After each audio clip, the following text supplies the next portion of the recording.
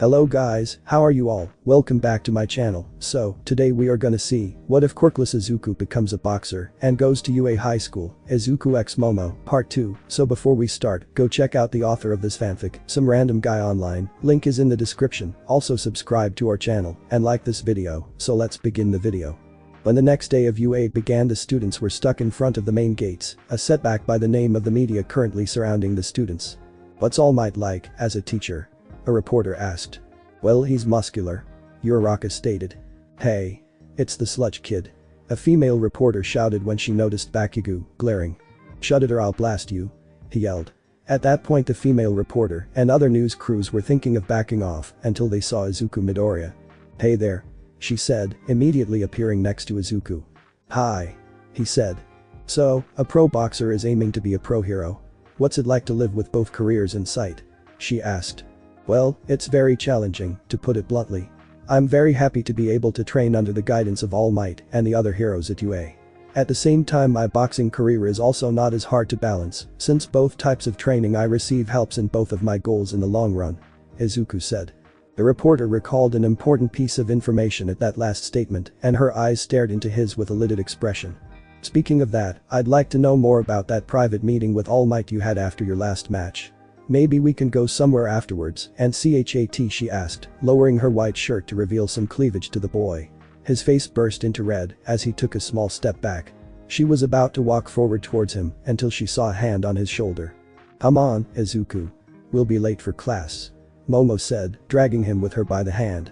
Behind them the gates to UA shut closed, Momo still leading him by the hand. Thanks for the save, Momo. Izuku said, with a smile. The girl blushed slightly, but nodded in appreciation as they made their way to the classroom. In the classroom now, Aizawa was present at the front of the room with an announcement. Today we have a special activity. Aizawa said, gathering the students' attention. You're picking a class president. The class went off at that statement, with pig mess ringing throughout the room. May we draw votes to select a proper representative? Iida asked. Sure. Just pick one before I wake up. Aizawa said, retreating to his sleeping bag. Kaminari stood up along with Mineta, gathering attention. We should be the class reps.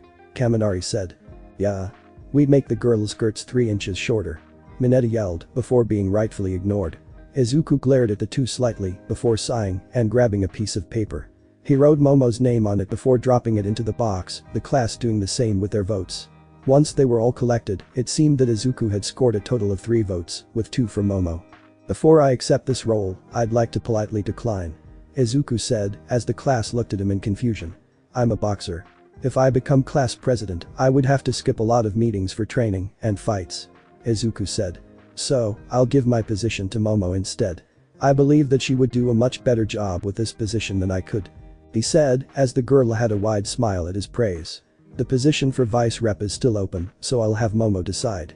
Thank you for your understanding. He said, as she brought Iida in, as vice president. Later, lunchroom.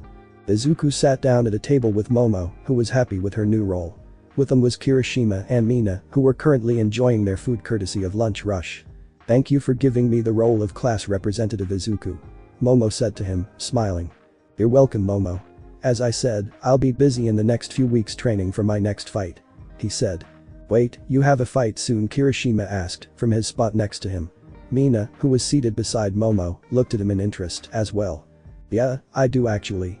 I can get you guys tickets if you want, Izuku said, before an alarm interrupted him. Suddenly, students began to stand up and rushed their ways to the doors, away from whatever had set off the alarm. Izuku and his friends were swept into the crowd. Izuku shuffled around until he was pressed against the window, seeing a flock of reporters run amok outside. It's the press. Izuku said, noticing them outside. A moment later Momo appeared next to him, pressed against the glass like he was.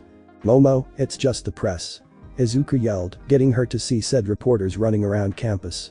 We need to alert the others. She announced. She saw a sign above the door and looked to Izuku. Help me up there. I think I can get to them. The boxer nodded and activated Ofa, lifting her in a bridal carry as he jumped to the sign. Momo pulled a megaphone from her leg and turned it on. It's just the media, everyone, please calm down. Momo yelled, definitely grabbing the attention of the students attempting to flee. They began to calm down as the teachers took care of the reporters outside. The rest of the day was fairly normal after that until the teachers discovered a giant hole in the school barrier that looked unusual. Deliberate, even. We need to stay in guard. It may very well have been a result of villains. As always said, as President Mick nodded. The next day. The students were sitting in class once more, as all were ready to discuss the next activity. The day is something special. We're taking a small field trip to begin your rescue training. He said, as the students began to grin with excitement. Put on your hero costumes and load up on the bus. The students followed those instructions, Izuku in his pink tracksuit, as he and the others took their seats and made their way to the training facility. Izuku was in between Momo and Kirishima, and the students began to converse. So, Midoriya-san. You're popular, right? Kaminari asked. If you mean my boxing career, then a little bit. Why? Izuku asked. You think you can, hook me up with one of those ring girls? He asked, making Izuku sigh. No, I can't. I don't really talk to them. They're more like mascots, but they don't really talk to the fighters in the first place. Izuku said. Besides, I refuse to use my fame just because someone wants a girlfriend. He said, the sheer humbleness of the boy blinding Kaminari. Sayu spoke next, talking to Izuku. I like to say what's on my mind. Your quirk is similar to All Might's ribbit. She said, and Izuku started to sweat a little. Oh, really? He asked. It's true it's similar but, if I end up using too much at once it would begin to hurt me, as well. All Might doesn't have that weakness. Izuku said. She nodded before giving her response. That sounds reasonable. I'm also grateful fame hasn't gotten to your head. Otherwise you may have ended up like Bakugo-san. She said. What was that, Kermit? I'll fucking kill you. The boy responded. She's right. I've known you for 2 days, and I already know you have the personality of a sower. Kaminari added. Shut it, you damn Pikachu. Bakugo said, as the other students started chuckling. This is new. He's actually being teased. Izuku thought to himself before their bus finally made it to the facility. The class entered and were met with a hero in a spacesuit. It's the space hero, 13. Uraraka exclaimed in amazement. Hello students. Welcome to the USJ, or the Universal Simulation Joint. They said, as the students were thinking of a different place with the same 3 letters as the title. Where's All Might? They whispered to Aizawa, noticing the absence of the symbol of peace. He went over his limit again. Aizawa responded. Now, before we begin, I have some things I would like to discuss. 13 said. You are students, learning how to not only improve but enhance the abilities your quirk gives you. However, some of your quirks, if abused or mishandled, can not only become a major threat to others, but yourselves as well. Take mine for example. I can produce black holes, but those could easily cause disasters in cities and cause the destruction of many populations across the world. You are here to practice your abilities without the potential for fatal accidents occurring. And so 13 was about to finish their explanation when a smoky black portal appeared. Stepping out was a man with pale blue hair and hands over his face and arms, a red eye appearing between the fingers of a white hand over his face. Behind him a large crowd of figures appeared as well, making Aizawa and 13 stand defensively in front of the students. I was informed that All Might was supposed to be here. No matter, a few dead students and heroes will definitely draw him out. He said. Aizawa-sensei, are these some sort of robots? Kirishima asked. No. These are real villains. Someone makes contact with the school. He said, causing the students to pale at the implications.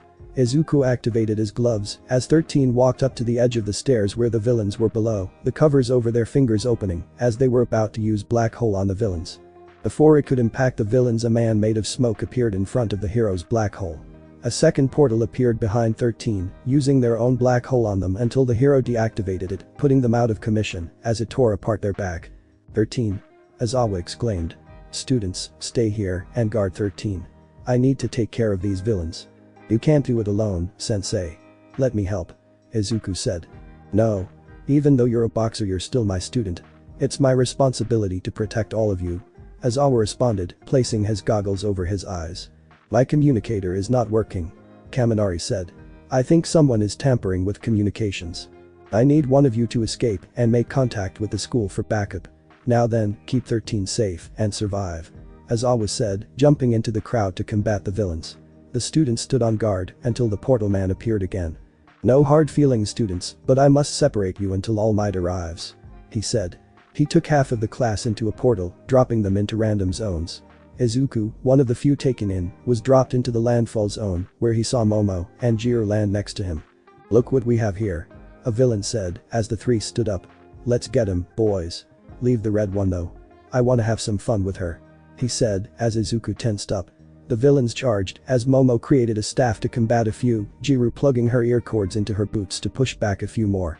"Don't you dare touch Momo," he yelled, activating 8% and instantly focusing on the leader of the group. The man was about to activate his quirk, but wasn't able to due to a glowing green glove to the face by Izuku. The boy followed it up with a strong left to the gut to double the man over and charged 10% into his right fist as he threw an uppercut that sent the man over one of the fake mountains. His hand felt a slight strain, but he was able to let it slide as he defaulted full cal back to 8%. He ran in to jump over one villain's charge, landing a jolt haymaker on a ranged villain before stopping his fall with his foot, twisting around to deliver a hard blow to the legs of the first, tripping him and throwing a powerful right downwards into his face. He ran back to the two girls, where Momo was forming a large blanket. "Get in," she said as he slid into the giant cover, flash bangs and tear gas grenades sprouted from her back as the trio was protected by their cover. "Here. Put these on," she said, handing them gas masks. After the sound of people choking and the flashbangs going off was heard, the trio emerged to see the villains on the floor, unconscious. Once the gas faded away, the trio knocked out the remaining villains, Izuku taking a deep breath as he knocked out the last one. "Not that that's taken care of, he stopped himself suddenly, noticing a rather large change in Momo's outfit. "Momo?" he said, grabbing her attention. "Yes, Izuku," she said, tilting her head in confusion as to why he was so red. Jiru was about to inform her as to why, but seeing their powerful classmate this flustered was new. "Your costume," he said, causing her confusion. She looked down and immediately turned redder than Kirishima's hair when she realized her assets were on full display for him. She immediately covered her exposed chest with her arms, Izuku turning around.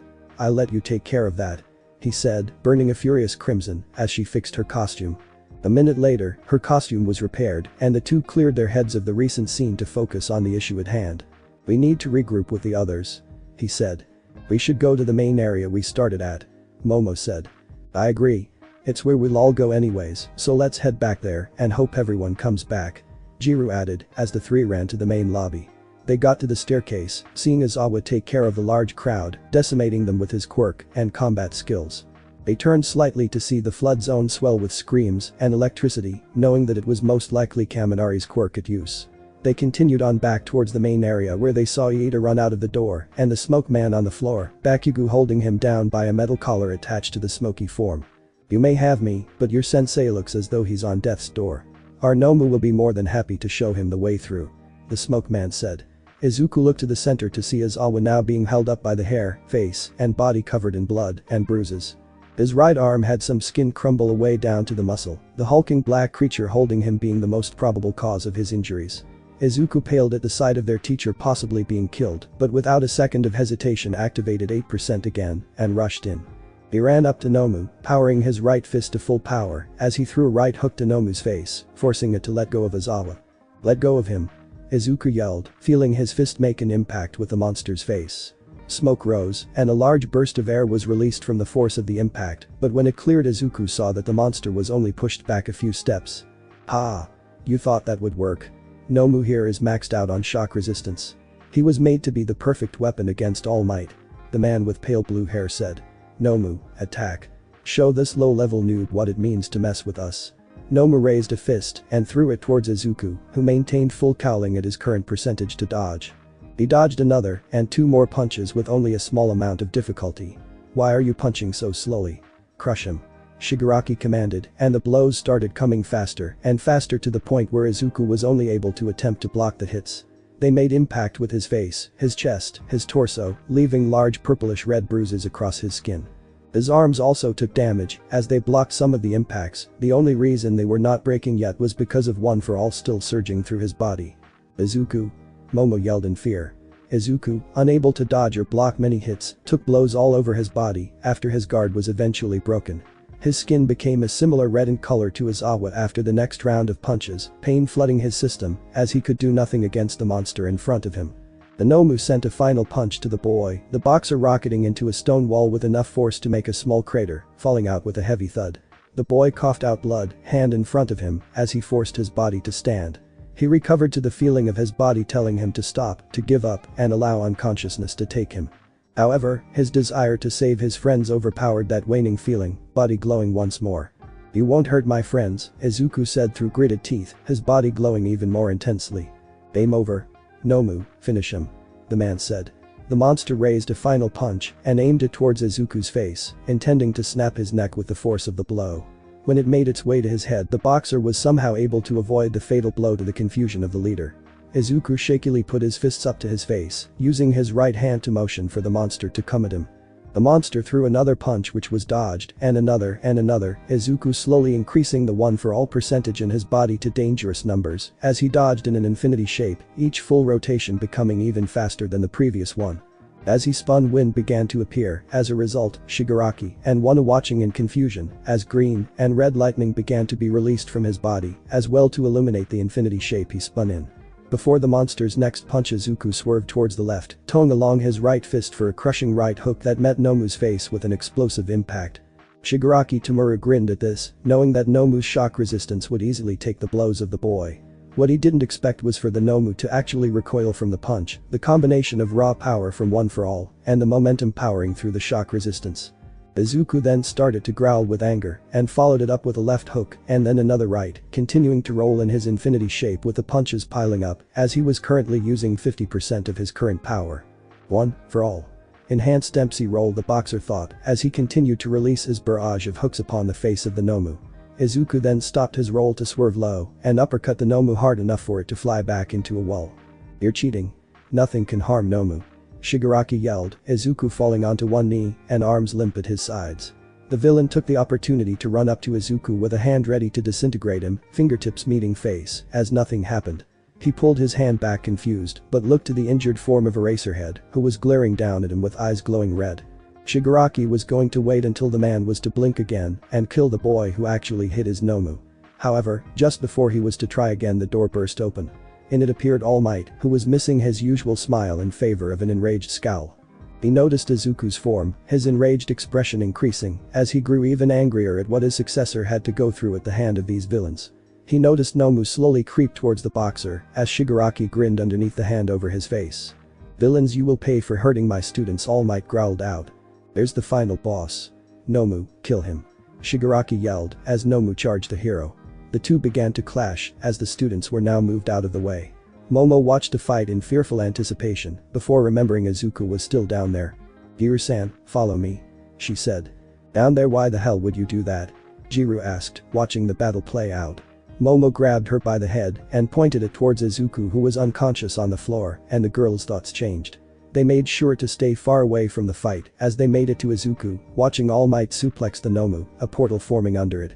Momo formed a stretcher from her stomach and laid Izuku onto it herself, and Jiru holding both ends to carry Izuku back to the others as they saw Todoroki freeze the arms of the monster which were embedded in All Might's sides. They let the fight play out as they laid Izuku next to 13 and tended to his wounds. Momo created a roll of bandages and wrapped Izuku in them, doing the same for 13 a few minutes later. At that point, the rest of the class had grouped up, both concerned at Izuku's state and the fight that was raging through the USJ.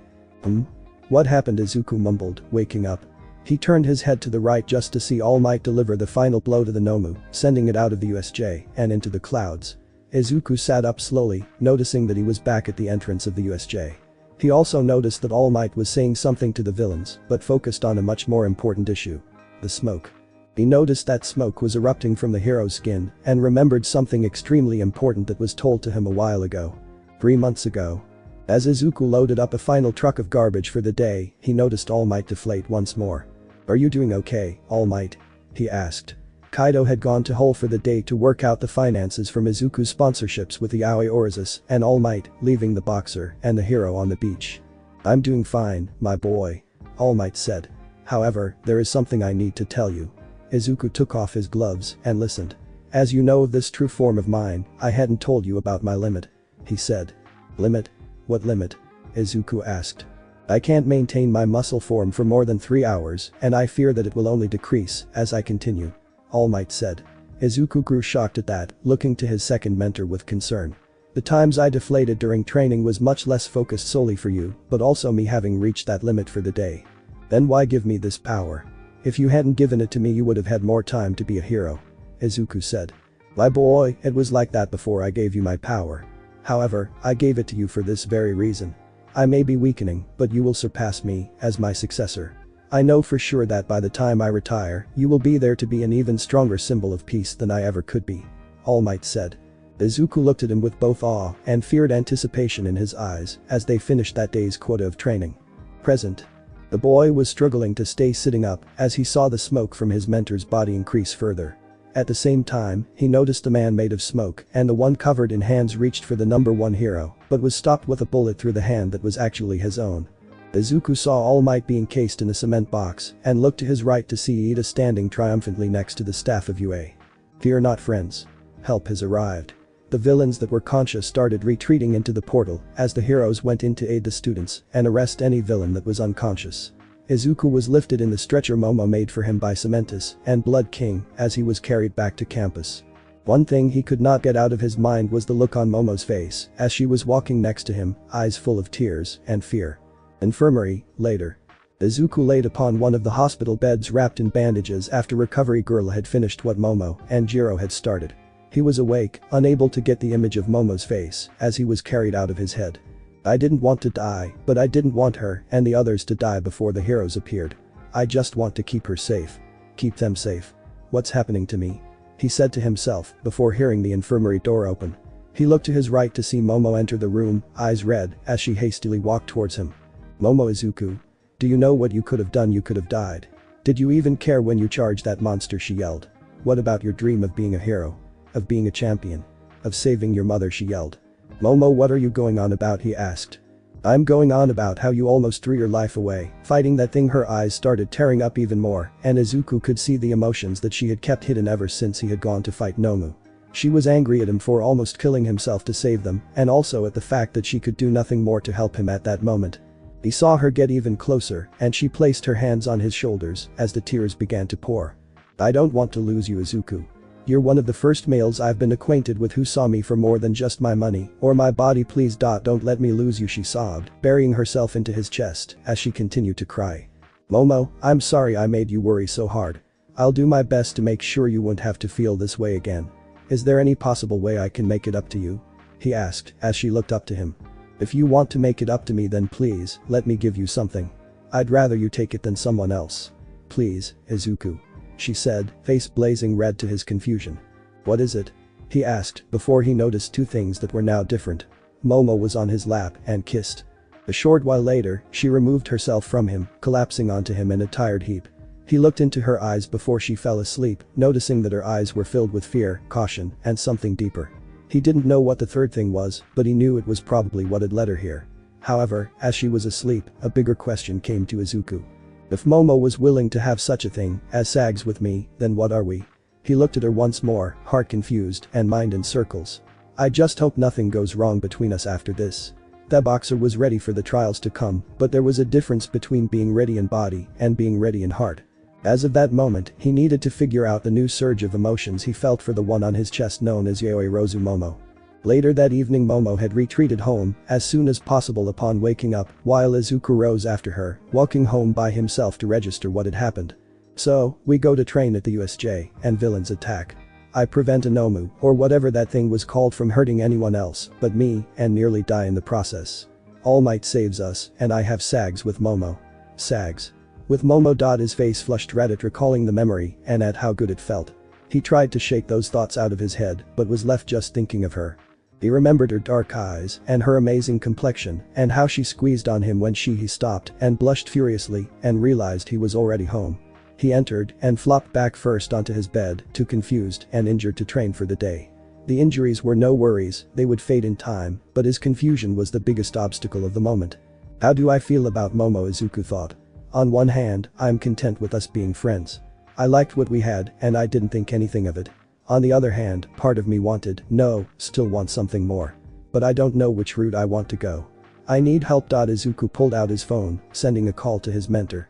It rang for a few moments before Kaido's voice appeared on the other side of the line. Kid, I heard what happened at the USJ. Are you alright? Kaido asked, slightly panicked. I'm fine. The injuries are expected to be gone tomorrow, thanks to Recovery Girl being an amazing healer. He said. There's a different reason I called though. What is it? Kaido asked. I have some girl problems to talk about, Izuku said. Really? Never knew you had it in you, kid. What are the problems about? He asked. Well, earlier I had Izuku stutter out. Spit it out, kid. Kaido said. I had sags with a girl. he said, making Kaido pause. Again, I never really thought you had it in ya, kid. Good on you. What's the problem? He asked. The problem is that she's been my best friend ever since the first sponsorship deal. Izuku said. It's just my heart tightens up thinking of her. I don't want to mess up what we have, but at the same time I think I want to be more than friends. What should I do? He asked. Kid, I have no answer for you. Kaido responded. Problems of the heart are different from issues in the ring.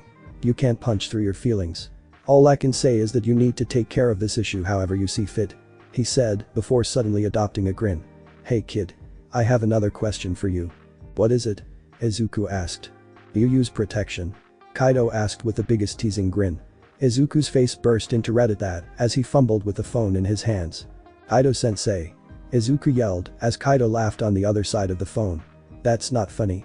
I need to make another call, so bye. Izuku said after his blush settled down. I'll take that as a no, but see me at the gym in 2 days. We need to discuss your next fight. Kaido said. Alright then. Bye. Izuku hung up and searched for a different number, calling as a different voice responded. Hey bro. What's hanging? Kirishima asked. Kirishima-kun. Hi. I need some advice. Izuku asked. What's the matter bro? The red-haired boy responded. It's a girl problem. A second opinion is really all I need. He said. Lay it on me bro. Kirishima replied. Would it be bad if I wanted to date my closest friend? Izuku asked. If this is about Yaoi Rozu-san, then no. Not at all. He replied. Actually, I thought you two were seated already. No, we aren't. I just don't know how to go up to her and ask her out. What if she says no? What if I screw things up? He said, slightly panicked. Whoa, calm down bro. Kirishima said. I'm sure she'll say yes if you ask her out. Besides, you can still be friends if she says no. It never hurts to try. Thanks, Kirishima-kun. I appreciate the help. Izuku said. Anytime. Now, be a man and go get her. He said, pumped with enthusiasm. I'll try. Bye. Izuku said, ending the call. He put down his phone and laid on his bed. That wouldn't be too difficult if only I could stop thinking of her for 10 seconds, Izuku said, his face lighting up before he laid down and slept, unable to get the girl with the black ponytail out of his dreams. Meanwhile, Yaoi Rozu Manor. Momo was currently sitting on her bed, a hefty blush present, as she swallowed a pill. I never thought these would come to use. Momo said to herself, putting down the box of birth control pills her mother gave her at the start of the year. The girl sighed and laid down on her bed. She then grabbed her phone from its charger next to her pillow, browsing through the contacts. She made her way to Izuku's number, blushing as she remembered the act they committed earlier that day. She scrolled down more until she hit a certain number, calling and hoping for some advice. Hello. The voice of Mina Shido said, laying on her bed as she was on her phone. Mina-chan, I need your help. Momo said. With what? Mina responded. Well, it's a problem pertaining to Izuku, Momo said. Wait, what happened? Mina asked. Just to clarify, it's not something he did. Momo said. It's more my fault this happened. I'm still very lost and confused. What did you do? Mina asked in an exasperated tone. I may have done something with Izuku. Momo said. Something of the sexual sorts. Have you had sags with Midori-kun? Mina asked. That was fast. Mina-chan, this is serious. Momo said into the phone. Alright. So you did the deed with Midoriya. Wouldn't that be a good thing for you? Mina asked. She then smirked. Was it good? It was pleasurable, Momo responded. But that's not the issue. She said, I'm scared that our current relationship will be awkward when we see each other again. Then don't make it awkward. You two can still talk to each other like reasonable hormonal teenagers. You can work out what you are now with him. Besides, if it works out in the end, it might be good for you in more ways than one. Mina said with a grin. That seems better than my initial thoughts. Thank you for the advice, Mina-chan. Momo said. No problem girl. I'm always here to help. Mina said as the call ended. But how can I do that if I can't even keep myself together anymore? Momo asked herself, sighing before failing to drain her thoughts of Izuku as she slept. The next day, in class. Once the class situated themselves into the room, they were met with Aizawa, covered in bandages. Shouldn't you still be in the hospital? Kirishima asked. My injuries won't stop me from teaching. Aizawa said. Also, the sports festival will be taking place in 2 weeks. Even though we just were attacked by villains, Kaminari asked. The school is upping security this year. We need to show the people of Japan that we are still standing strong despite the invasion of the USJ. At least, that's why Nezu decided that the sports festival is still being held. Aizawa explained. After today you will have the next 2 weeks for training. Use this time wisely. What's the sports festival anyways? Mineta asked. You don't know about the sports festival, Izuku said. It's UA's yearly festival where students have the opportunity to be scouted out by professional heroes. Izuku said excitedly. He turned around to see Momo make eye contact with him, but before he could say anything he remembered the day before, his dreams last night included, and blushed, turning back around. Everyone knows of the sports festival. It's one of Japan's biggest events. Kirishima added. I wonder if you're going to have any special role, Boxer-kun. Mina said jokingly. I'm not sure, but I want to train as hard as possible before the festival starts. Izuku said, voice pumped with enthusiasm. Now that that's settled, today's lesson is about lunch. Izuku was seen within the cafeteria sitting with his new group of friends. He and Momo tried to talk to each other, but their memories of spontaneous ags resulted in them blushing too hard to create any substantial conversation. The friends looked at the two with slight concern, but waved it off, as they had faith the two would make up eventually. Except for Jiru. What's going on? Why aren't those two talking with each other anymore? Jiru asked. Kirishima and Mina looked at each other, knowing that the other was informed of the pair's activity, and turned towards Jiru. I'll tell you later. Kirishima said. But what's with them? It seems important. Jiru said. Later. Mina said, as the earphone jack girl sighed. As they were talking, the pair of now awkward teens were too busy fumbling around with embarrassment to speak to each other properly. Momo was about to open her mouth to try and talk, but as soon as a sound came from her mouth, the bell signifying the next class resounded through the populated lunchroom, leading to the pair being unable to talk out their problem. After class, Izuku started to make his way to his next class, stopping when he made it to the door. Located there was the class blocked by a congregation of other students, a lavender-haired one at the front conversing with Bakugo. What the hell do you want? Bakugo growled as the boy smirked. So this is the famous class 1A. Seems like you're just a bunch of monkeys. The boy said. Again? What the hell do you want to? All I want is to see the competition this year. They say if the teachers are impressed enough they'll up students in general and into the hero course. I'm making a declaration of war with you, 1A. I will make my way to the hero course, even if I have to kick your explosive ass to do it. The boy named Shinso Hitachi said. Bakugo growled and was about to jump at him until one glove went in front of the chest of each boy, revealing Izuku in the center with his gloves on. Stop fighting. We're not going to cause a scene, okay? Izuku said to Bakugo, who reluctantly swore at the boy as he backed off. And you? He said to the lavender-haired boy. We're not all like him. Please don't base your assumptions off of one of us. If you want to prove yourself during the sports festival, wait until then, and I'll be sure to give you the challenge necessary to join the hero course. The boy smirked slightly and left, the other Gen Ed students departing with him. After school. The rest of the day after that was fairly normal, Izuku leaving as soon as school ended to discuss some important things with both of his mentors. Izuku entered the office of All Might, seeing the man in his skin from sitting on a chair.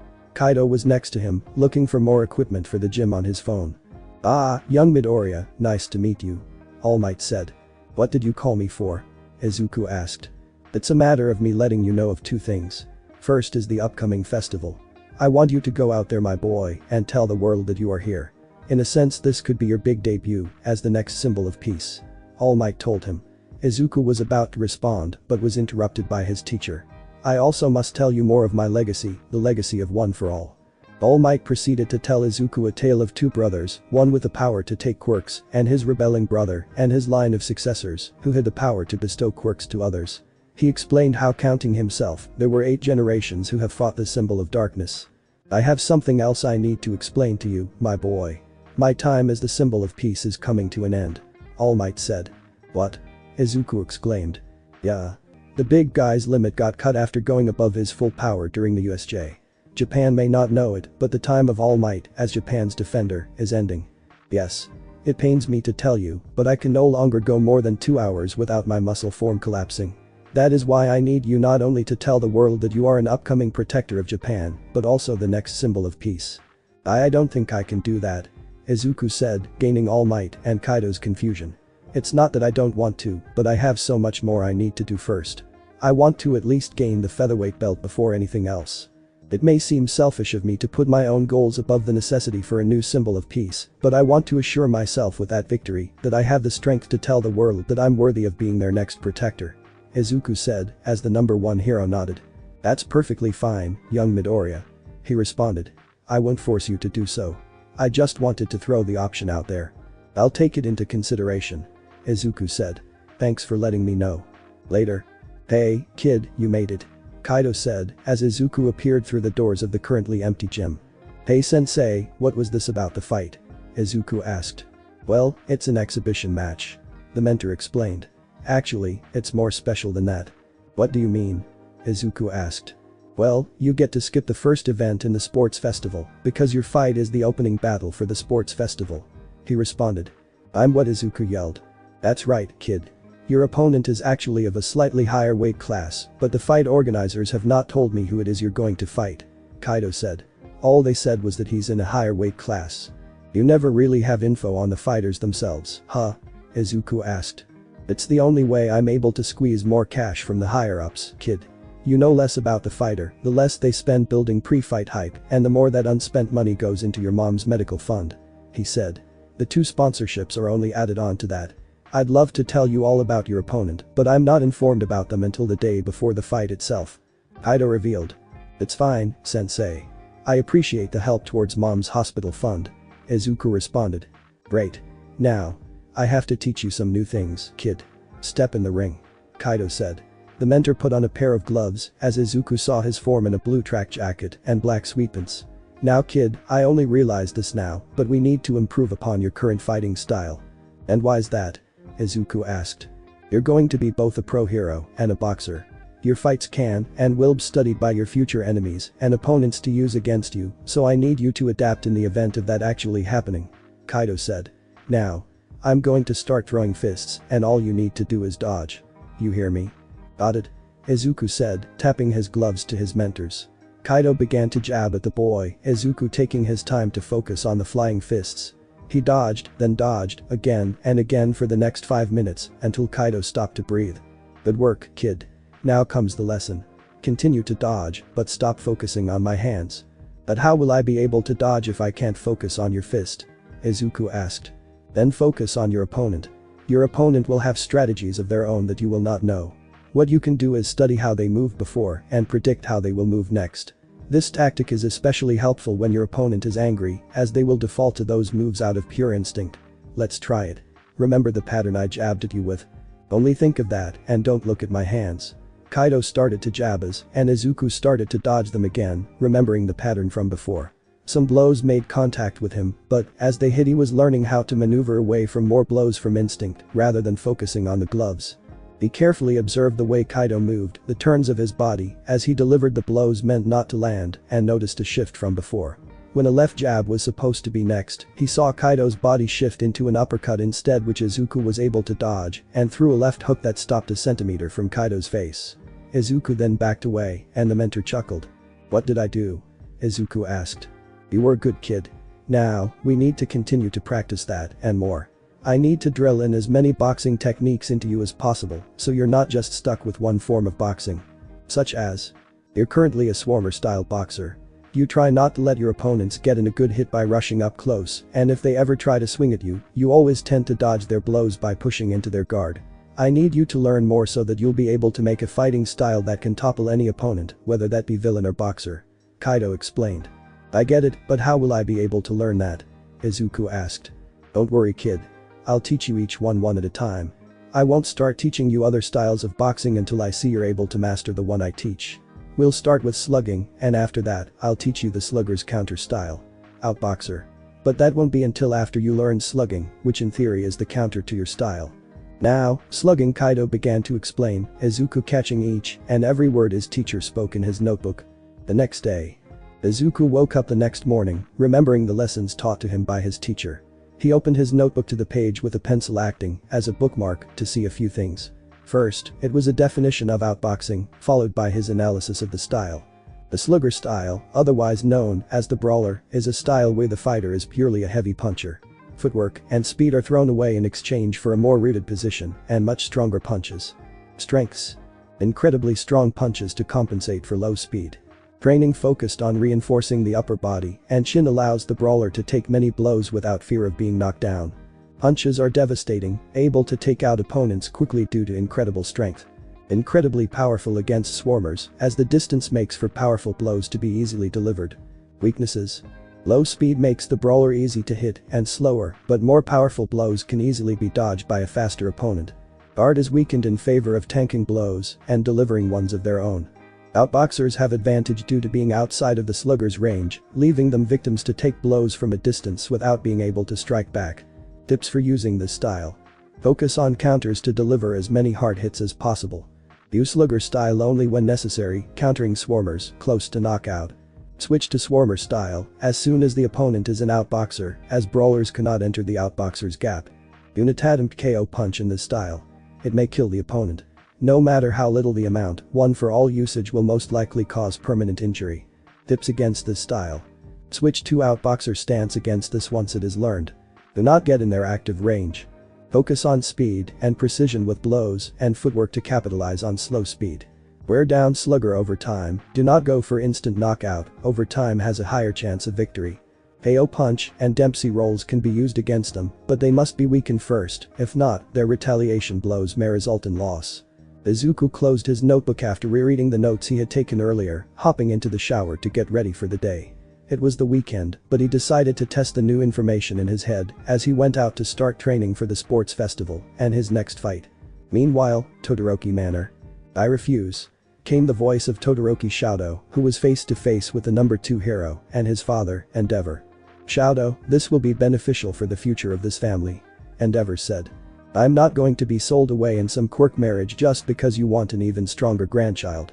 Todoroki said, a light growl bubbling within his throat. I may put up with your hellish training, but I will be able to choose who I am to marry. Then I will strike a deal with you, Shoudo. If you are not going to accept the options I have placed, then you will find your own, as you so desire. The number 2 hero said. You are to find a suitable bride by the end of the sports festival. If you do not, I will make the choice for you. The red and white-haired teen scowled, but ultimately agreed to the deal. At least this way he would be able to escape his father's clutches by moving in with whoever he chooses. He looked over a list of his classmates and assessed each one. The Chako Uraka won't be suitable, as our personalities are too different for a suitable long-term marriage. The same rule applies for Mina Shido and Toru Hagakure, if not also because they annoy me. Kyokajiru won't survive father's strong quirk requirements, and I have no desire to pursue Asui Tsuyu. He said to himself.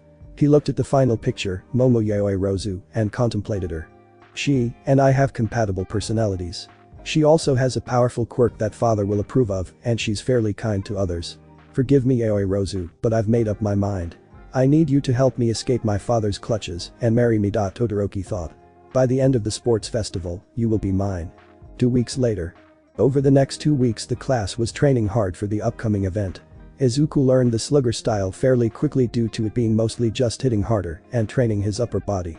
At the same time he started to learn outboxing as a way to oppose the new style he had just learned.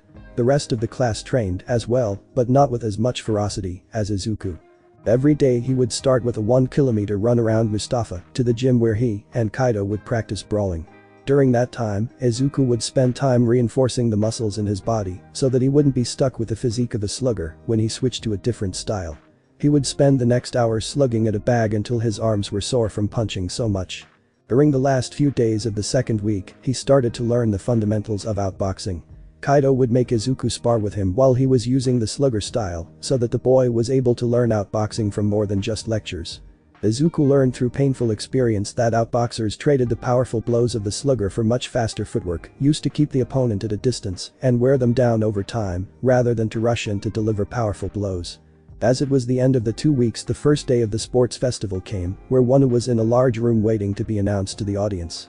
Izuku was present, wrapping his hands in Momo's custom boxing tape, activating the gloves to make sure that they were still functioning properly. He stood up, seeing the congregation of his classmates mentally prepare themselves, one of them suddenly walking up to him. Hey there Todoroki-kun. Izuku said. Midoriya. I'm not here for niceties. I'm here to say that I believe that I am stronger out of the two of us. I will beat you in this tournament. He said, as Izuku grinned. If that's the case, then I'll make it my goal to prove you wrong. Izuku said, holding out a friendly hand. Todoroki ignored it and started to walk away before leaving for the final moment. Oh, and one more thing. I don't know what happened between you two, but Yaoi Rozu-san will be mine, so back away from her. He said, to Izuku's confusion and slight anger. He had no time to question it as the screen to their lobby revealed their two teachers. On the big screen outside was the image of Mummy Aizawa and Present Mick. "Welcome to this year's annual UA Sports Festival." Present Mick yelled through the speakers as civilians and pro heroes alike cheered within the crowd. "We have a powerful cast of students this year, each and every class ready to give it their all. Starting us out, give it up for class 1A. He yelled as one set of gates with the classroom number opened. From it emerged a set of students in the UA training uniform, with one figure wearing a hood covering his freckled face. The rest of the classes were announced afterwards in alphabetical order and were gathered in the center, where a stage and podium were set up.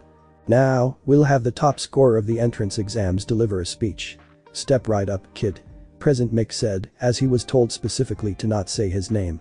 The boy, clad in a zip-up hoodie version of the UA training uniform and white tape over his hand, stepped up to the podium. "Today we are here to show the pro heroes that we have what it takes to be the next generation of protectors. Through this tournament, UA tells them that their students have the strength to bring peace to Japan and protect its citizens from all manners of villainy. Through this tournament, we tell them that we are here. All I want to inform this crowd is that I will do my best to not only become a hero to stand with my peers, but also to be the greatest boxer I can be." He threw off the hoodie to reveal his black tank top and familiar green hair, causing the crowd to stare in surprise. "I am Izuku Midoriya, hero in training and professional boxer, and I will do my best to not only become one of the greatest heroes, but help those with me become the same as well. Thank you," Izuku said, students and the audience alike cheering as he made his way off the stage. Now that the speech is done with, what better way to open up the sports festival than with an exhibition match? Present Mick yelled. A crew came in to take away the stage as Cementus created a cement boxing ring, the crew placing the ropes and pads on each post. Ido appeared from the one door to meet Izuku at the ring, while the crew continued to place objects around it, making it seem like an official match. One of the fighters has already announced themselves, but here comes his opponent. It appears he's a legend in the upper tournaments. As always said. Izuku and Kaido's jaws dropped as they saw a figure with a black afro appear. Besides him were two people. An older man and a young boy, the man sporting orange pants and red gloves. "Everyone, give it up for his opponent, Quirk-less Joe," Present Mick announced. The tan-skinned man stepped into the ring, smiling in a competitively friendly manner towards the boy. The green-haired boxer responded with a smile of his own, but also was nervously excited due to the man being one of his own inspirations for boxing in the first place. The two walked up to the center of the ring after getting their mouthguards, where Joe's smile widened. "Wanna grab something after this, kid? You seem like a fun guy to be around," the man said. "I'll take you up on that offer. I always wanted to meet you," Izuku responded as the pair touched gloves. Round 1. Fight. The match started with Izuku immediately swerving to the left to avoid a right cross from Joe and throwing a left hook that was immediately blocked by the taller man. The boy ducked under another punch and landed a left cross on Joe's face. The man stumbled a step backwards and dodged a following jab to land his own on Izuku. The boy backed away and blocked two punches aimed towards his head, landing a hook onto the opponent's jaw. Izuku then switched to the slugger style, Joe rushing in to try to land a right cross. The taller man was met with a right hook that had Izuku's full weight behind it, causing the man to be stunned enough for a follow-up. Liver blow, gut punch, ending with Izuku's favorite move. The right uppercut. This combo of attacks using the pure strength of the slugger style sent Joe spiraling to the mat immediately. Only 20 seconds in, and one of them is already down. Present Mick yelled, the crows cheering on both boxers in the center of the arena. Joe immediately stood up with a grin. He and Izuku took a deep breath, catching their breaths before continuing. Joe rushed towards the boy, locking him in a clinch, but Izuku responded by wailing on Joe's body with a plethora of body blows until he was forced to let go. Izuku threw a punch towards Joe that caused him to snap his head to the right, turning back just to dodge a left and throw two jabs to Izuku's face, both fighters' attacks connecting. They quickly recovered, firing off a pair of jabs that met each other's outstretched gloves. Izuku rushed forward, only to be met with Joe's fist as he took 2 steps back, dodging 3 jabs and a left hook. Izuku hopped in place before slipping under a right hook and maneuvering behind the opponent with the speed on the outboxer style to give himself some space to breathe. Joe turned around with a hook that was ducked by Izuku and responded with a blow to the liver as his younger opponent moved in circles around him, delivering quick but powerful blows every now and then to wear him down. Izuku was about to go in for another knockdown until the sharp ring of the bell resounded throughout the arena. The two stopped and returned to their corners to prepare for the next round. "You're doing pretty well out there, kid," Kaido said. "Maybe, but the rounds feel a lot shorter," Izuku said. Yeah. To keep the focus on the festival itself, the match is only 3 rounds, 2 minutes per round. Kaido responded. That was 2 minutes, it felt like 20 seconds. Izuku exclaimed. True, but that's because you're fighting. We have a clock for the rounds. You don't. Now focus on your opponent and remember what I taught you. The mentor said. I got it. Izuku responded as the bell rang again to signify the start of the next round. The boy stood up and made his way to the center of the ring to bump gloves with Joe, a grin of his own on his face as they got back into their respective stances. Ready, round 2. Fight. Present Mick yelled as the bell rang, the two duking it out once more. Joe dodged 2 jabs and then ducked down as Izuku jumped for a jolt haymaker, sailing above him to land behind the quirkless boxer. Joe slammed his glove into the jaw of Izuku, making him spin in a circle before barely dodging a right straight from the tan opponent. The younger fighter retaliated by stepping back and waiting. He started to scan Joe's form, trying to see what his next move would be. At the same time, he noticed Joe was doing the same and rushed him. Joe, knowing he would try to get close, swung in an uppercut, knowing that the boy would rush into it. What he didn't know was that instead of taking the blow, the boy swerved left last second and landed a left hook on him that caused him to take a few steps back. Izuku rushed in again, intent on knocking him down, but was met with a fist to the gut, then to the face, as his moves were read by the quirkless Joe. The right cross sent Izuku sprawling to the mat, the boy hopping up before Prison Mick could even announce he was down and rushed Joe once more. He dodged a left, sidestepped, passed a right, and ducked under a left hook, uppercutting the man like the last round. Joe slipped away from the hit and used Izuku's position to slug at his face, the boy taking 2 before backing away. Joe charged with a left hook as Izuku did with a right hook, the 2 hits landing on each other's faces in a cross counter. The force of the 2 fighters' punches colliding sent each other sprawling down to the mat. Both were able to stand and Izuku started to weave left and right, weaving through Joe's punches as one could hear the faint sound of a jet engine as he spun. Joe's eyes followed the boy as he moved to an all too familiar shape. Left, right, the boy moved, Joe aiming to deliver a counter punch as soon as the boy threw the first punch of the famous move. Izuku then flashed out of existence for a quick second with a flash of lightning, startling Joe until he appeared to the man's left already throwing the punch. The boxer was moving his arms to put his hands up before feeling the fist connect with his face as the boy, after landing the blow, continued to weave in front of the man as he delivered one hook, then another and another, the continuous punches making contact again and again as Joe fell victim to the Dempsey roll. Izuku ended the combo of hooks by weaving low, aiming to deliver an uppercut boosted with his momentum, but that move was dodged by Joe. The older boxer responded by landing a right cross that made Izuku stagger, then a punch to the gut to double him over, before launching an uppercut of his own that was aimed to knock him down until the bell rang at the last second, the glove an inch from Izuku's face. Round 2 is over. What an intense battle. Prison Mick yelled as the 2 returned to their corners again. Izuku spit a small bit of blood into a bucket Kaido provided for him as the mentor sprayed water into his mouth and cleaned a few cuts on his face. You still got this, kid. You can do this. If he's reading you, just outread him. It's not about landing the hits or reading him to dodge it. It's about sending a message. Kaido said. Sure. I can do that, however confusing as that is. Izuku said, panting. He walked back up to the center, where Joe was waiting, the pair smiling at each other. I'll get you this time, kid. Joe said teasingly. Not if I knock you down first. Izuku responded, the smile on his face spreading further. He held out a glove and Joe tapped it with his own, ready to begin the final round. Final round everybody. Fight. Izuku slugged him across the face before being hit with one by Joe. The tan boxer punched Izuku twice in the gut and once in the face, pushing him into the ropes where he delivered another punch to the boy that made the rope stretch.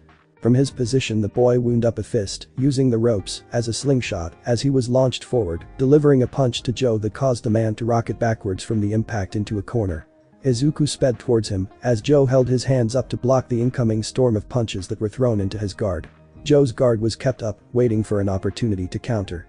Izuku caught this, purposely slowing down to make him think he had an advantage. It appeared as though the older man fell for it, Izuku catching this both through seeing his feet shift slightly.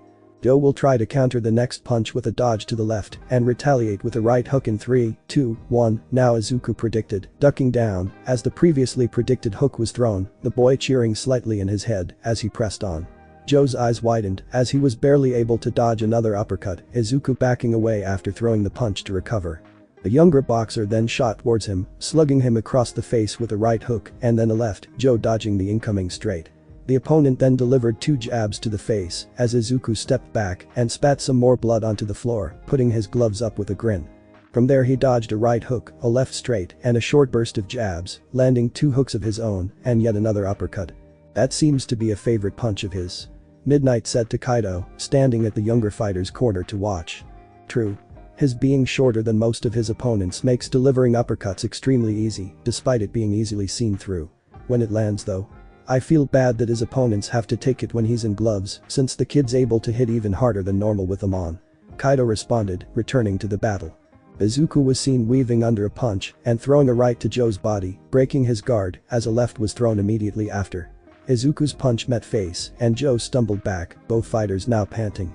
Joe smiled knowing the round was going to end soon and prepared to end it with a final punch to the boy's temple. Izuku thought similarly, winding up to deliver a counter to the round finisher as the two started to charge. Joe ran in with a left as Izuku did with a right, the stadium quiet as the punches made their way to each other, intent of either a spectacular knockout or an even better cross-counter finish, then rang the bell. Time. The match is over. As always said as Izuku and Joe quickly stopped their punches. Wait, really? Joe asked. Not even gonna let us finish? Izuku said, looking at the announcer box, expressing clear disappointment in his face as he moved away from Joe. Nope. It would be an irrational use of time while the rest of the sports festival still has to continue. As always Form said from the big screen. Come on Eraserhead, let the two have their dramatic yet expected cross-counter finish that'll end in a tie, but be extremely amazing anyways. Present Mick said. Again, no. It's a draw. Now get the stage ready for the next event. This is the UA Sports Festival, not a boxing match. If you came here for that then just get tickets to a regular one. Aizawa finished as Izuku, Kaido, Joe, and the other two with him got off the ring as it was disassembled. As a side note, Izuku Midoriya's boxing gloves have been accepted by the principal for the sports festival as support equipment since it lessens the damage on his hands when he uses his quirk.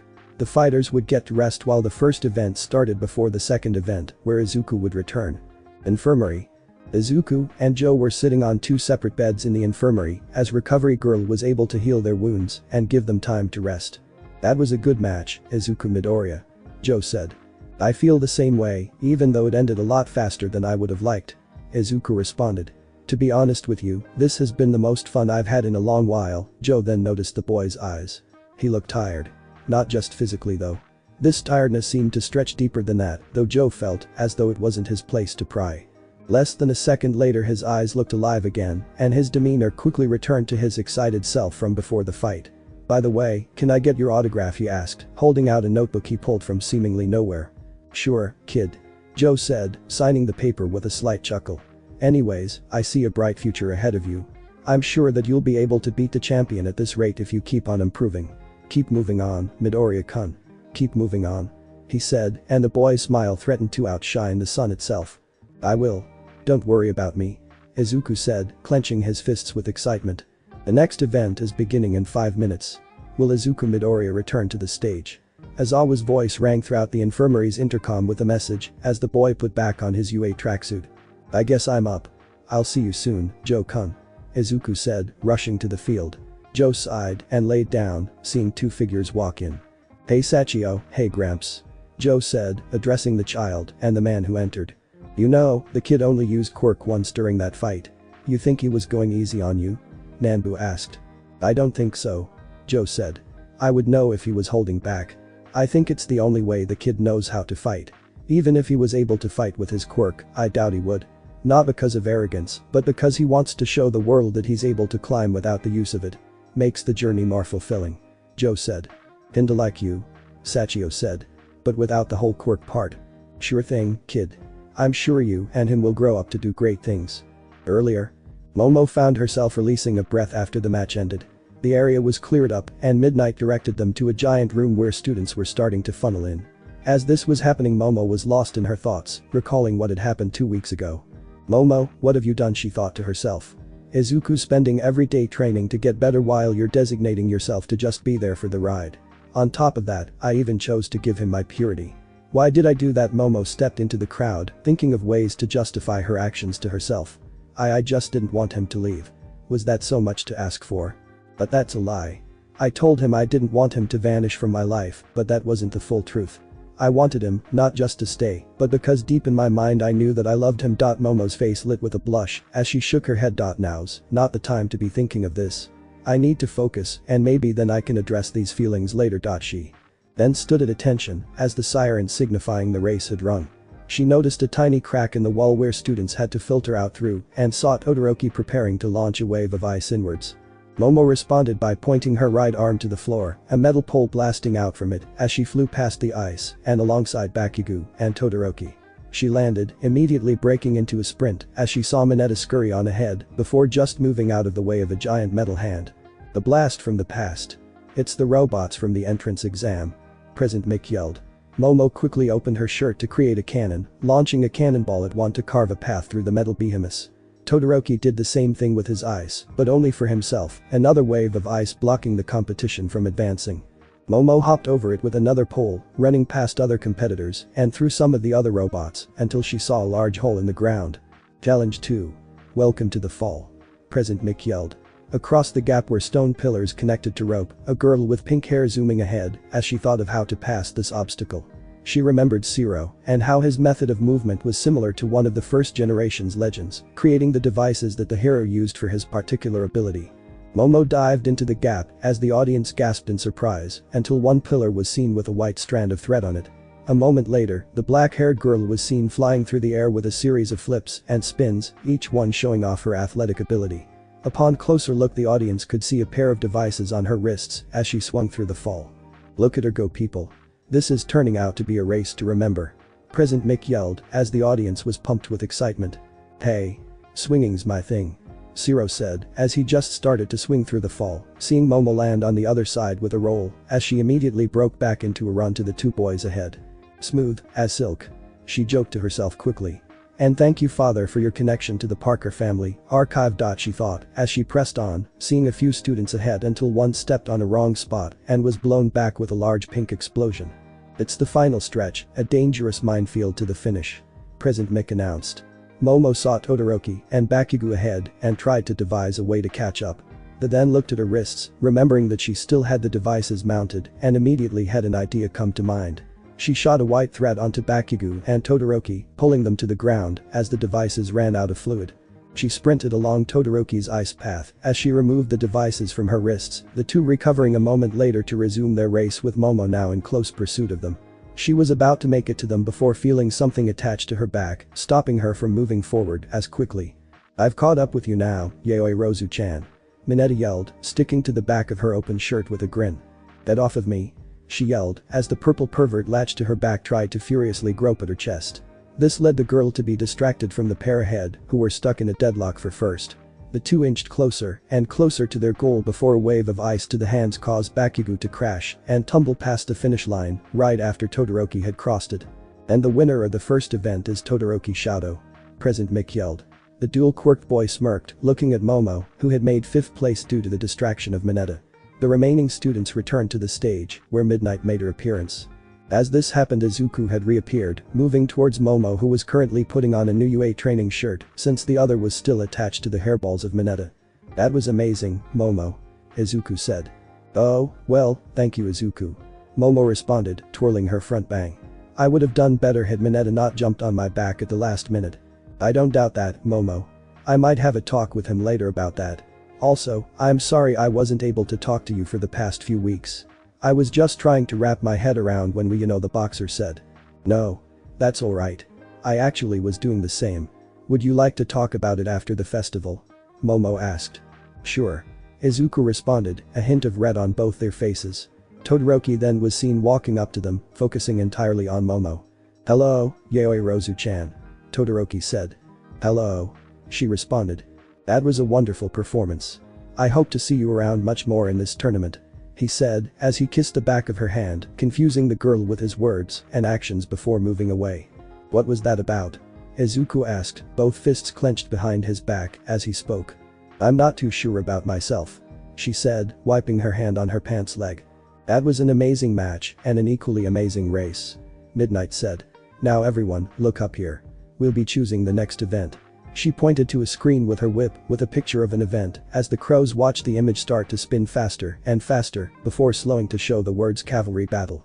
The rules are simple.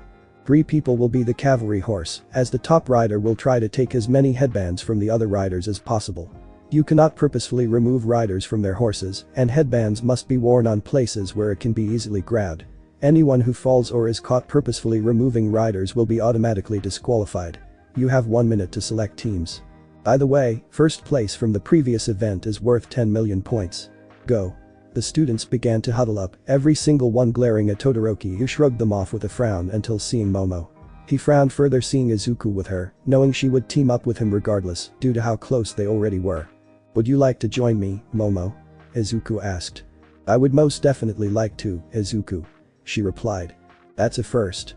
Izuku jokes, covering his mouth quickly, realizing his slip-up. Momo was about to question him on it, but decided that it could wait for now. "Who else should we have on our team?" she asked. Well, the two should have been stuttering and blushing about their past actions. They did not due to both desiring to focus on doing their best in the festival first. "You two have a team yet?" Kirishima and Mina asked, walking up to them. "Let us join you." "That's a first," Izuku thought to himself, quickly shaking his mind away from his past as they began to plan. "So what's the plan, Momo-chan?" Mina asked. "I have an idea. Kirishima-kun can stay at the front as the lead defense and attack due to his hardening. I will take the left side and prevent any incoming attacks from that side, and you can use your acid to ward off anyone from the other side or give us a way to escape if we become cornered by Todoroki-kun's ice." Momo explained, creating a pair of acid-resistant boots for herself and Kirishima. The trio nodded to that, getting into position. Izuku hopped on top as he put on the headbands, tightening his arm wraps. "Then I assume I'll be the rider?" Izuku asked. "Oh, you will be late," Momo thought, quickly shaking her head with a blush as she coughed slightly into her hand. "That is correct. Your strength quirk will be able to prevent any attacks that may come our way, and the speed that comes with it will make you an excellent dodger if the need arrives. Also, you are the most trained out of all of us, so it would only be fair for you to take the lead." "No," the black-haired girl said. "I guess that makes sense. Give me a second to look through my notes. I think I have something that'll help greatly for playing keep away." Izuku then pulled out his notebook, opening to a section labeled Outboxing. Outboxing? A style focused entirely on being faster than the opponent.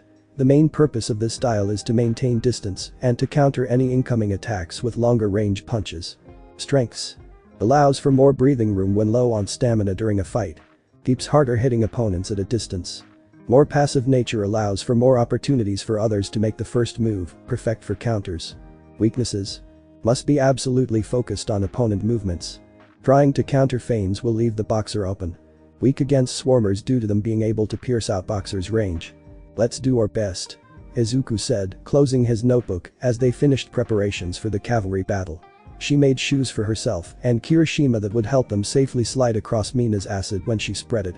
Izuku was seated atop them, headbands worn on his forehead and neck. His right hand was wrapped with the special boxing tape as the other went without it. The group of 4 walked onto the field where others were seated atop their groups. "Alright, you all have a total of 15 minutes to take as many headbands from the other students as possible. Ready, go." Midnight yelled. Izuku immediately turned left to see Bakugo charge at them, atop a horse composed of Tokoyami, Uraraka and Shiro, the boy leaping from them to rocket towards their green rider with his explosions. Throughout the arena, Bakugo's scream was the first thing both the audience and competitors heard. "Baku?" Izuku immediately swerved left as Bakugo tried to grab at his headbands, the explosive boy blasting back into the air to be caught by Shiro's tape and returned to his horse. "We need to move," Izuku yelled as the 3 nodded and began to run. They averted the clutches of those such as Mineta's group who focused on Tsuyu's tongue as their offense while protected by Shoji's arms, and the likes of Itsuka Kendo who tried to stop or grab at their bands with her giant hands quirk. The strategy for Izuku's group was to simply go on the offensive since Kirishima could tank the hits and Momo could make items to further that goal. While they would do that, Izuku would grab any headbands they could, his gloved hand punching away any attempts that slipped through and weaving through any ranged moves like Tsuyu's tongue grabs. Izuku looked right to see Todoroki's group consisting of Iida, Kaminari, and a pink-haired girl named Hatsume, the rider blocking everyone off with a wall of ice. Izuku frowned, seeing as they would win if they simply held out until the timer ended. "We need to get through that wall," Izuku yelled. "Mina, can you lay down a stream of acid?" The horned girl nodded, spraying a line of acid towards the ice wall as it began to slowly melt. "Momo. Kirishima," he said as the 2 nodded. They charged at the wall of ice as Izuku began to expel green lightning from his form, signifying the use of one for all. Just before making contact with the wall, Izuku's gloved fist smashed it, shattering the icy barrier, as they were met with the shocked faces of Kaminari and Todoroki. The blonde boy prepared to launch a lightning attack, Todoroki protecting his group with ice, as Momo quickly covered her own group with a lightning-proof blanket to avoid the shock. Noticing their offensive maneuvers would fail, Mei and Iida tried to escape with Iida's engine legs, a pair of mechanical ones built and worn by Mei. However, Iida's legs stalled due to the ice accidentally blocking off his mufflers, while Mei's short-circuited because of Kaminari. At that moment, Izuku, still using One for All, snapped his free hand forward, snatching the 10 million point headband from Todoroki's forehead, as his left side flared with flames for a quick second afterwards. This action surprised both the boy and the boxer, as the flames disappeared as fast as they appeared on his skin. It looks like Team Midoriya has claimed the headband and jumped to first place. Midnight announced. "We need to escape," Izuku said, as everyone started to focus on them. The most focus came from the Todoroki group from which they just stole from. "Got it?" Momo yelled, creating a riot shield. Kirishima activated his hardening, and Mina laid out more acid for them to slide along. Izuku weaved through the increased attempts at stealing the 10 million point headband wrapped around his neck with practiced ease, as they continued to avoid the wrath of the other students targeting them. Bakugo and his group were distracted by a blonde kid with a strange Wana complex, while Todoroki focused on them again with a heavy glare and a conflicting look in his eyes. Izuku saw Iida charging up his engines, as the ice stopping them had thawed, and the boxer's eyes widened. "Incoming!" he yelled, the rest seeing them as well. Mina sprayed out a row of acid, while Momo had just thought of something. Kirishima's hardening was still strong, while Izuku at the top put his hands up in a block, gloved hand at the front. "Izuku, jump. Kirishima-kun, switch with me," she yelled, as Izuku did exactly that. He landed back on the group of three, Momo now at the front, with a determined expression adorning her face. He saw the sparkling effect of her creation activating, and looked ahead towards Todoroki. They charged at a speed rivaling Izuku at 8% as the dual-haired boy outstretched his hand. Closer and closer he was, almost making contact with the headband until suddenly she was facing the sky. "Unu!" Iida yelled as they sped up a ramp created by a grinning Momo, unable to break in time. "Creation complete," she said as the group soared above them, crashing into a confused Bakugo who was trying to fly in towards them again. The boy fell, but thanks to reluctantly accepting an idea from Uraraka, he was able to stay floating in the air until Zero grabbed his screaming form from the air. "What a defense. Team Midoriya is standing strong despite the full-on assault," President Mick yelled. "You'll have to be faster to get that headband," Aizawa added. 1 minute remaining. Midnight yelled, gathering the attention of the many riders across the arena, now opting to target each other and aim for second rather than possibly fail, attacking Izuku.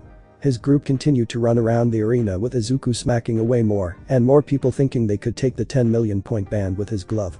At the end, it was only Shinsu and Monama's groups focusing them down, but a ring echoed through the air before they could actually do anything. "That's time," Midnight yelled, prompting the groups to cease their movements. Team Midoriya hops to first place, with teams Todoroki and Bakugo claiming second and third, and Team Shinsu, how did they hope to be fourth? President Mick announced, as the lavender-haired boy smirked. "We'll take an hour break and then resume with the next event," President Mick yelled as the students started to fan out for their break. Izuku was about to go grab food and do some analysis of the quirks he had seen until he felt a tap on his shoulder. He turned around to see a gray and a turquoise pair of eyes facing him with a glare. "Midoriya, meet me behind the arena," he said with a glare. The boxer was very confused but nodded anyway, following the son of Endeavor. A few minutes later. "So? What was it you wanted to tell me?" Izuku asked. "Your power and All Mights are the same. I have to ask. Are you his illegitimate child?" he asked. Izuku sighed and responded. "Our powers may be similar, but he is not my father. I respect him as a hero and a teacher, and that is all," he said. "Now let me ask a question of my own to you, Todoroki-kun. Why are you after Momo? Why are you so desperately trying to declare superiority against me?" he asked. His response came in the form of Todoroki telling him about his upbringing, informing him about the abusive training as a child by Endeavor, and even the origin of his scar due to his mother's trauma. He also told Izuku about the vow he made to never use his left side as a way to defy his father's wishes. After all this, Izuku didn't respond. He remained silent as Todoroki finished recalling his past and all that had come with it. "And with Yaoi Rozu," the dual-haired boy said, making Izuku perk up once more. "I was forced to find a bride for a quirk marriage by my father by the end of the festival. I chose Yaoi Rozu because she not only has a powerful quirk, but also a personality that would allow a marriage between us to last. I'm aware that you might be developing feelings for her, but I suggest you give up now because she will be mine. A blur suddenly shot past his head into the wall beside him, a small crater accompanied by spiderweb cracks appearing underneath Izuku's outstretched left fist. Are you going after Momo for the sole purpose of defying your father? He growled out. You have no right to drag her into your personal issues. He yelled. If you want to steal someone else's freedom for your own personal gain, then from what you just told me you are no better than him. And if you won't even try to do that at full power, then I can't even blink towards you on equal footing. I'm sorry Todoroki-kun, but I won't allow you to use minimal effort if you want to defeat me and win. Go ahead and rely on just your eyes, but know that if you do I won't even bother trying to fight at full strength. Izuku said. I love Momo too much to allow you to use her for your own benefit, and if you continue to even think of doing so I won't show any mercy. He gave Todoroki one last look and left. Unknown to them, there were two people who overheard. One was the grimacing form of Katsuki Bakugo, who stood with his back to the wall with a glare, and the other was Yaoi Rozu Momo, who had a face blazing red and hands over her mouth in surprise after Izuku's feelings were revealed. Later, Izuku was sitting in the cafeteria, where people all around were chatting with students. He was seen currently writing a quirk analysis of Todoroki, quickly shifting his writing hand every now and then to give a fan an autograph and closed the book before seeing Kaido approach him. Kid, are you ready for the next event? Kaido asked. I need you to be rested up and ready for whatever comes next. I'm ready, Kaido-sensei. He responded, a determined look displayed on his face. Meeting and fighting Joe earlier really motivated me to succeed, and another encounter earlier I need to reach. He put away the notebook before Present Mick's voice signified the end of the break. The two split and Izuku found his way outside into a very peculiar scene. What's up with 1A? Present Mick yelled. Mineta, you creep. You tricked us. Momo yelled as she and the other girls of the class were in cheerleader outfits. Momo curled into a ball, dejected. Why am I always caught up in Mineta's schemes? She asked. Izuku wanted to beat the shit out of Mineta, but at the same time the sight of Momo as a cheerleader made him want to give the purple perv a high five. He opted for the third option and went to the girl to comfort her instead. It's okay Momo. You can just get back to Mineta-kun and Kaminari-kun later. He said, encasing the girl in a hug. Her skin is so soft he thought, feeling her soft bare midriff exposed by the cute outfit. Thanks Izuku. She responded, standing up as he separated from her. I'm just tired of being the target of that pervert schemes. Anyways, why is Hagakure-chan looking excited? She asked, seeing the invisible girl waving her arms enthusiastically. We may have been tricked, but that doesn't mean we can't have fun with this. Hagakure said. How so? Uraraka asked. I have an idea. Give me an eye. She yelled standing straight, pom-pom straight up in the sky. Give me a Z. Sayu stood next to Hagakure, tongue as close to a Z shape as possible. Give me a U. Jiro was still against the idea due to Mineta being the reason she was in the outfit, but relented and stood next to Sayu, arms in a U shape. Give me a K. Uraraka jumped next to Jiro and stood in a K. And give me a U. Momo ended the formation by making another U, grinning happily. What's that spell? Mina asked, seeing Izuku redden. Izuku? They yelled, grinning at his blushing expression. Thanks girls. Izuku stuttered out. They chuckled at his red expression and then separated to change back into their other clothes. The boxer then looked at Mineta, who played slightly. I was going to punch you for ruining Momo's chance to succeed during the first event, but this, he said as he motioned to the girls, Momo specifically. This puts a smile on my face. You're safe for now, he said. Mineta let out a breath and the girls changed back into their training outfits quickly before the next event was announced. Let's see the final event. Midnight said. The top 5 teams from the cavalry battle will now go through. The image on the screen spun around and around, slowing with a light ring as the words battle tournament were revealed. You have it here folks, the final event is the students battling it out to the top in one-on-one duels. The crowd cheered until 2 hands shot up from the student crowd. I'm sorry, but I have to decline. Ejiro said. I remember one moment I'm going through the cavalry battle, it being over the next. I cannot participate if I can't even remember how I got in. Ejiro said. Why not prove you belong by doing great in this tournament? Hagakure asked. It's a matter of pride. He explained. I can't just go on without knowing how I got there. I agree. I'm declining too. Said a kid from 1B who had the same reasoning as Ejiro. Then we can have Team Itsuka, who just barely didn't make it, take their places instead. Midnight said. Now, here's the roster for the first round. The students' names were shown and Izuku studied his placement. I'll have to go through Shinsu Hitachi before I can get to Todoroki-kun, he thought, cracking his knuckles. Let's do this. Bakugo yelled, palms already sparking in anticipation. I want to win. Kirishima yelled, pumping his arms as his quirk activated. Victory is mine. Todoroki said, his eyes side producing a slight steam. I'd like to see you try. Izuku said, slamming his gloved hands together. I'm ready to compete. Momo said. You kids are all pumped up. The first fight is Izuku Midoriya vs Shinsu Hitachi. Midnight yelled as the students fanned out to the stands. Izuku and his lavender-haired opponent went to their respective rooms to prepare. Izuku took a few practice swings to let the blood pump through him, Kaido being with all might waiting for the fights to begin. He heard a knocking on his door, opening it to see Ejiro. Ejiro-san. What brings you here?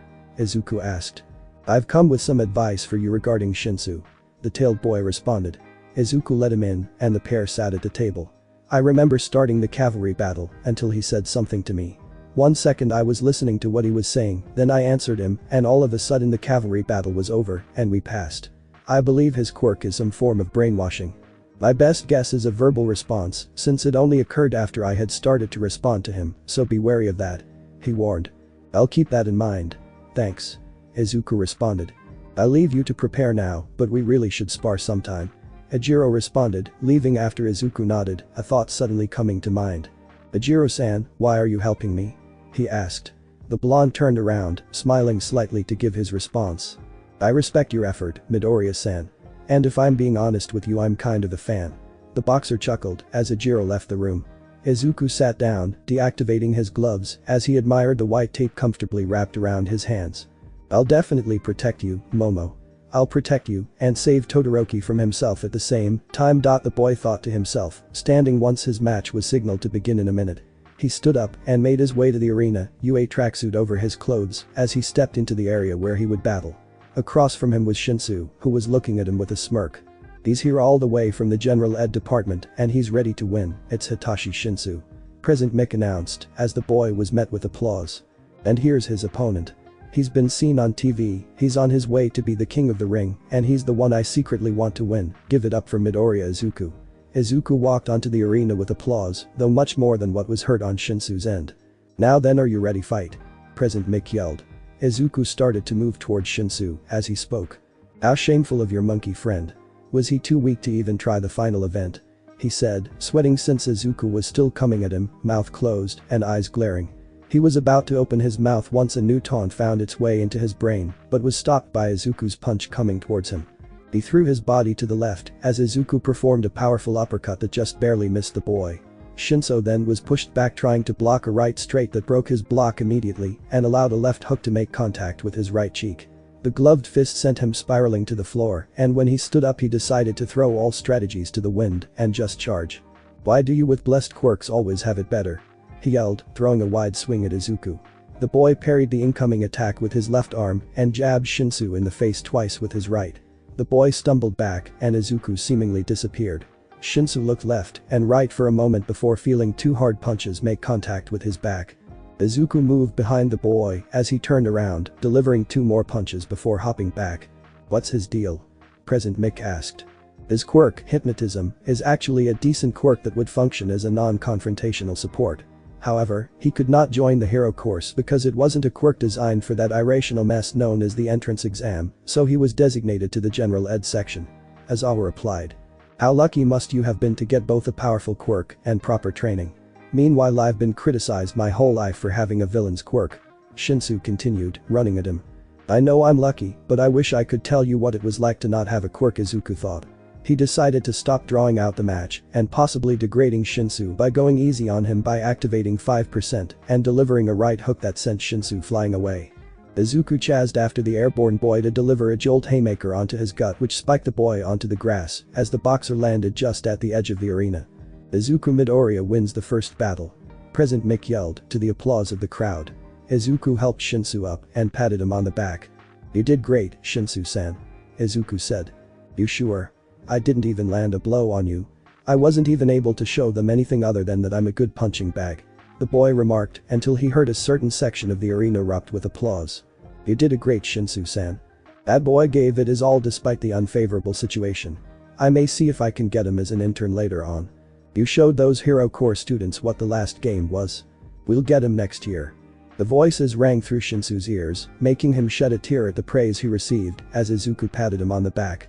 You did good, Shinsu-san. Even if you weren't able to make it as far as you wanted, the rest of the tournament allowed you to show them what you were capable of. Izuku said. Yeah, I guess so. Shinsu replied as he walked out of the arena, Izuku doing the same. He made his way to the seating section for 1A, taking a spot next to Mina and Momo. That was an excellent performance, Izuku. Momo said. Thanks. Izuku said, pulling out a notebook. He opened it up and started to write down a section focused on Shinsu and his quirk, despite not being able to see it in action earlier. As the next two people were preparing to battle, he spoke to Mina while writing. What's the current fight? Izuku asked. Kirishima-kun is against that Tetsutetsu guy from 1B. She said. Izuku closed the notebook after a moment, putting it away and looking at the cover, which read Quirk Analysis number 18. You have 18 of those, Mina asked. Yeah. I fight people with interesting quirks. It would be a crime for me to not write them all down. Izuku replied. He then looked up along with everyone else as the next fight was about to start. He's as hard as steel and roaring to go, give it up for Tetsutetsu. The audience roared as the gray-haired boy entered the stage, grinning proudly. And here's his opponent. He's hard as stone and roaring to go, give it up for Kirishima Izuku. The audience roared as the red-haired boy entered the stage, grinning proudly. Wait a second, our intros are exactly the same. The two boys yelled. Don't care. Fight. Aizawa said as the two activated their quirks. Izuku and the others watched the two go through and endure a hand-to-hand slugfest, the two relentlessly slamming fists into each other over the course of 10 minutes, Izuku writing down both quirks as he saw them in action. Them, as boxers, would have been interesting to see. Izuku remarked, fully focusing on the fight. True. At the same time, they'd probably focus more on how manly the opponent would be than actually fight each other. Mina jokes as the two fell to the ground in unison. This match is a tie. We'll probably settle it with arm wrestling or something. Midnight said. Alright, the next fight is Yayoi Rozu Momo vs Tokoyami Fumikichi. She announced. I guess it's my turn. Momo said. Edam, Momo. Izuku yelled, making her smile. Later. Momo stepped onto the arena, her preparation simply being a gloss over of her book of formulas, and started to open up her shirt. Tokoyami stood on the other side, dark shadow at the ready, as they stood menacingly across from her. Fanservice aside, let's begin. Fight. Present Mick yelled. Momo started by running towards Tokoyami, dark shadow in front of him ready to knock her back. She rolled to the side, creating a shield in order to block the incoming attack. Tokoyami saw the shield and ran in with dark shadow intent on knocking her out of the arena, but once the shield was hit, Momo rolled out of the side of the shield as it flew back, throwing something at him. Dark shadow reflected it, but at the same time was at the center of the blast as the flash bang went off. Crap. Tokoyami yelled as Momo ran up to him with boxing gloves in her hands. Did you have a part in that? Mina asked, seeing the green gloves on her hands. I think so. Izuku asked. Momo punched Tokoyami once, twice, 3 times in the face before the effects of the flashbang wore off and Dark Shadow was back at a manageable strength. Momo threw another punch, but it was blocked by the shadow creature. It put his hands on her shoulders as he was pushed to the arena edge, throwing her behind him as she landed on the grass off of the arena. Momo Yayoi Rozu is out of bounds. The winner is Tokoyami Fumikichi. Midnight announced. Momo stood up and walked out of the arena, Izuku noticing her eyes red just before she was out of sight. Momo, Izuku thought. He stood up and made his way out of the arena, wandering out until he saw Momo sitting on a tree branch, a metal pole on the ground, signifying how she got up. Momo. Izuku said, getting her to look at him. You did great out there. What's the matter? He asked, arriving at the base of the tree. Izuku said, noticing him and ignoring the massive glacier that suddenly formed from inside the arena. It's just I lost so easily due to a quick distraction.